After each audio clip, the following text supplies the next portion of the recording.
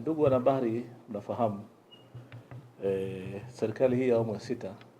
chini ya uongozi wa Daktari Samia Suluhu Hassan, baada ya kupokea maoni mengi sana kutoka kwa wananchi kupitia bunge lililopita, walifanikiwa kupitisha sheria mpya ya ununuzi wa umma ambayo inaitwa ya mwaka 2023 na kanuni zake za kusimamia ununuzi wa umma nchini za mwaka 2024, na sisi PPRA tukiwa ni wasimamizi wa sheria hii. Kama unavyofahamu, ununuzi wa umma ni mchakato, na kwa sababu asilimia kubwa sana ya fedha ambazo zinapitishwa kwenye budget ambayo ni takriban asilimia 60 mpaka 70 ununuzi wa umma inabidi uongozwe na sheria ili kuweza kuleta uwazi, tunasema thamani ya fedha, kuhakikisha kwamba kuna ukidhi wa sheria na taratibu zote ambazo zinaweza kuwahusisha wengi sana katika mchakato huo, na wote wakitoka wakiwa na amani kwamba taratibu zimefuatwa.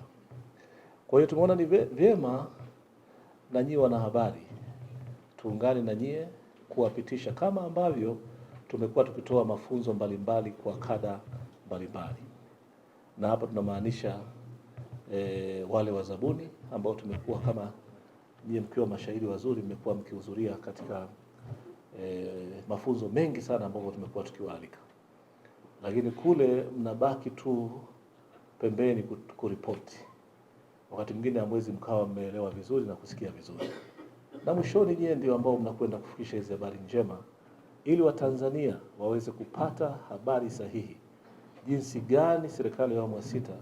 chini ya uongozi wa Daktari Samia Suluhu Hassan ilivyofanya kazi kubwa ya kuhakikisha kwamba haya maendeleo mnayoona yanaenda kwa kasi, ambayo mengi yao yanasababishwa na ununuzi wa umma, yanaongozwa na sheria hii. Kwa hiyo tumesema tuwaite mkiwa na wataalamu wetu wa kupitisheni ili muweze kupata uelewa, ile pale ambapo mnapata nafasi ya kuwa mnatoa taarifa au kuripoti, muweze kuripoti sahihi. Hata pale ambapo kuna habari ambazo ni za kupotosha, muweze kufahamu kweli ili ujumbe sahihi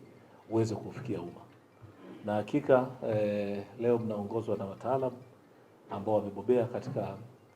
kutoa mafunzo haya. Basi mimi niwatakieni mafunzo mema, na tutaendelea kushirikiana pale ambapo tunapeleka elimu,